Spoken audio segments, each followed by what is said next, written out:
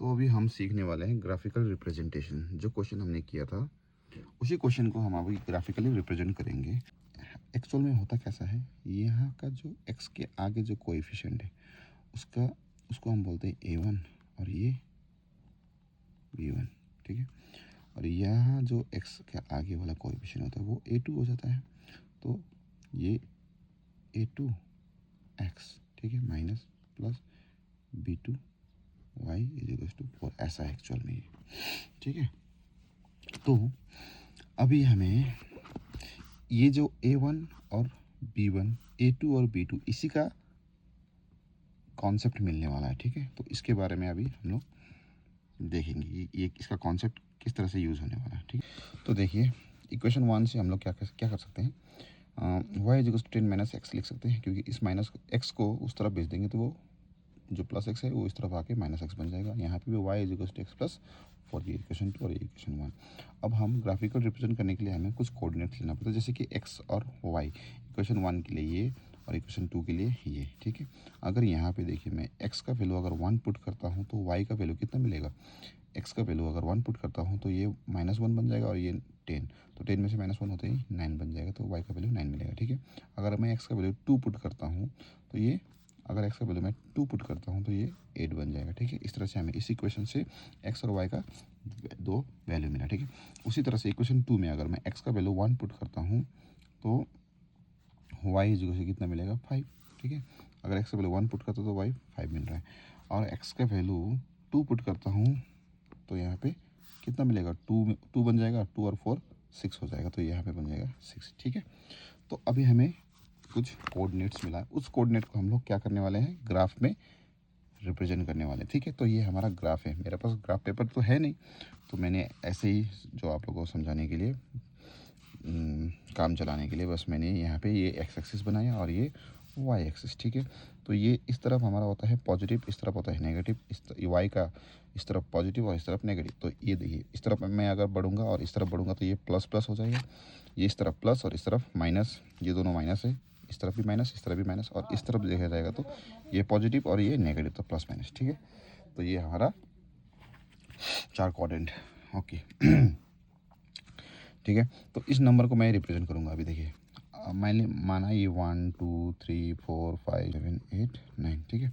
और देखिए इक्वेशन 1 में से x का वैल्यू अगर 1 पुट करता हूँ तो x का वैल्यू देखिए ये +1 है, तो ये x का इस तरफ जाऊँगा मैं, तो ये 1 2 इस तरफ जाएगा, तो 1 यहाँ जाएगा। उसके बाद y भी +9 है, तो +9 किस तरफ जाएगा, ऊपर की तरफ। तो यहाँ से 1 2 3 4 5 6 7 8 9, तो यहाँ पे जो पॉइंट रहेगा इस पॉइंट को हम लोग क्या बोलेंगे, ये कोऑर्डिनेट को 1,9, ठीक है। उसी तरह से 2 और 8, तो x का पॉजिटिव 2 1 2 और y का 8 जाना है, तो यहाँ तक 9 था, तो यहाँ से ठीक इधर आएगा 8, ठीक है। तो ये हो जाएगा आपका 2,8। तो देखिए ये 2 पॉइंट मिला, इस 2 पॉइंट को अगर मैं लाइन कनेक्ट करूँगा तो एक लाइन हमें मिलेगा, ठीक है। उसी तरह से इक्वेशन 2 को भी मैं ग्राफ में अभी रिप्रेजेंट करूँ, तो x इज टू 1, अगर x 1 जाएगा तो y कितना जाएगा 5, तो 5 कितना इधर 1 2 3 4 5 दोनों पॉजिटिव है, तो इस तरफ आ गए, ये हो गया आपका 1,5। फिर x 2 जाना है तो 1 2 और y 6 जाना है, तो यहाँ 5 था तो यह 6 यहाँ चला जाएगा, ठीक है।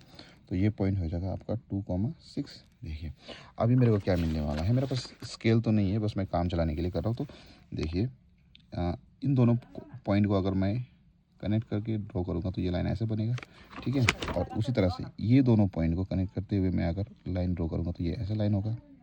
तो ये लाइन और इस लाइन ने एक दूसरे को कहाँ पे, यहाँ पे जाके इंटरसेक्ट किया है, तो इस पॉइंट का वैल्यू कितना होगा। तो इस पॉइंट का वैल्यू देखा जाए तो ये पॉइंट शायद इसके सामने आ रहा है और इसके इधर इसके सामने आ रहा है, तो 1 2 3 4 1 2 3 4 5 6 7, ये होगा आपका 4,7 इंटरसेक्टिंग पॉइंट, ठीक है।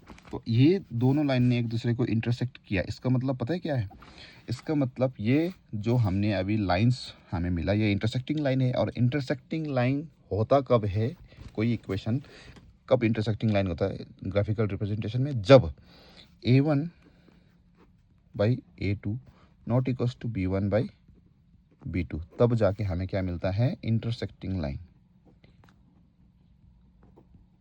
तो इंटरसेक्टिंग लाइन हमें तो मिल गया। देखते हैं कि जो इक्वेशन है उसमें a1/a2 b1/b2 के बराबर नहीं होना है, ठीक है।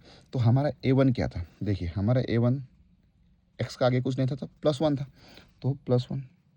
और a2 क्या था, x का आगे का वैल्यू a2 -1, तो ये -1, ठीक है। नॉट इक्वल होना है किसके, b1 b2। b1 कितना है +1 और b2 कितना है +1।